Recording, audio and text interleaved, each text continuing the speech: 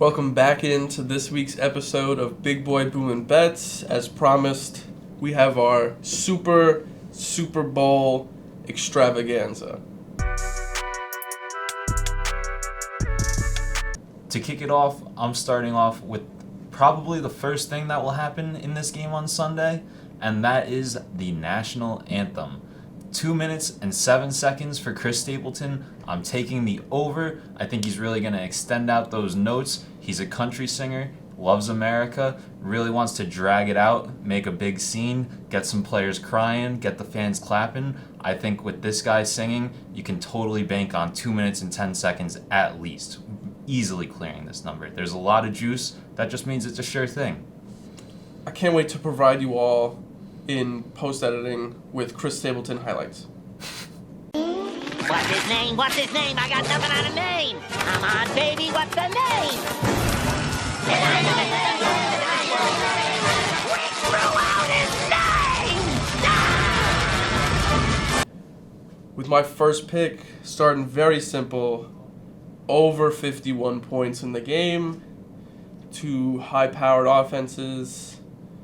The Chiefs' defense is kind of shaky.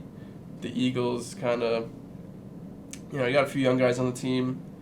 I think it's just going to be an explosive game. So you got big names: Travis Kelce, Devonta Smith, Jalen Hurts. It's got to be due for a touchdown. I think it's a simple pick. Yeah, you look at the dudes on this roster, it's all on the offensive side. A couple defensive players here and here, but on the offense, you got Mahomes, Kelce, everyone. It's going to be a high-scoring affair. I'm going with something that's much more 50-50 chance here. I'm going with heads on the coin toss. Another early prop. We're getting them out of the way before the game even starts. I love heads here. I was a little kid, and one day I was in the deli, and I saw someone drop $5 worth of change, and he said, "I don't pick up coins that are on tails. It's bad luck." And he walked out. I was about 5 or 6 when this happened. I'm 21 now. For the last 15 years, this has shaped my entire experience in coin tosses, and it hasn't failed me yet, so we're riding with heads minus 105. Before I get into the fun stuff with my second pick, I've got Travis Kelce being the first touchdown scorer. It's hovering around plus 700. That's great value.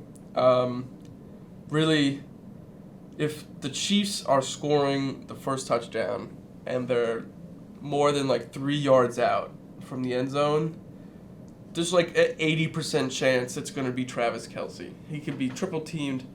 Doesn't matter.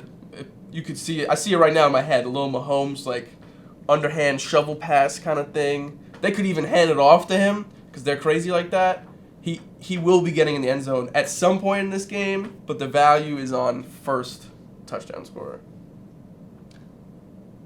You think about these two teams, you think about their insane fans. Kansas City, full of super fans. They've got a guy named Chiefsaholic. You should read into his recent activities if you haven't. And then with the Eagles, they don't necessarily have super fans. They just have Philly fans. Those people are crazy. They are loud. They are words I probably can't say on the air right now because I'm a Giants fan and I don't like them. But with that being said, these two fan bases, play of the year for me.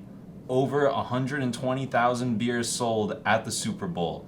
This one, a little bit less chalky than the last two. This one's plus 130, so we're working an uphill battle here. But when Mercedes-Benz Stadium hosted the Super Bowl in 2019, very similar capacities, they sold 117,000. You think about COVID, the pandemic, people are a little bit easier going to throw some back in public nowadays. I think this number clears pretty easily. The only disclaimer is it probably won't be graded out until March. So you're going to have to be patient with this one for your $13 profit or whatever you want to throw on it. Spare change, ma'am. Squidward? Squidward, is that you? It's me, SpongeBob. We used to work together. So I'm going to give in and do a silly prop bet. Always have my eye on the color of the Gatorade shower. You can do as much analysis on this as you want. People have been trying to perfect it for years. I think that there's tons of value on blue plus 300 I'm seeing it at. You think of like great Gatorade flavors, blue's up there, right? And sure, the teams don't align with blue, but that's not what they're doing. You have to understand, the people making these Gatorades are like 16 years old, in the back. They're just dumping powder in, dumping water, powder, ice, giant spoon, like a giant like witch cauldron spoon, just mixing it up. All right, people want to drink blue Gatorade. There's tons of different blue flavors. Blue's a popular color. It could even be a different flavor. It doesn't matter. If they like lemon lime, there's probably a blue colored lemon lime too. For plus 300, that's great value. You also got to consider the Eagles. There's no real green Gatorade color that comes in that powder form, so you got to find something kind of similar to their color in the event they win. I love blue here. I think it's a great pick. For my last pick of the day, it is with a heavy heart that I have to say, it's Eagles money line, folks. Unfortunately, they've been the best team in the league all year. I've had a first-hand experience.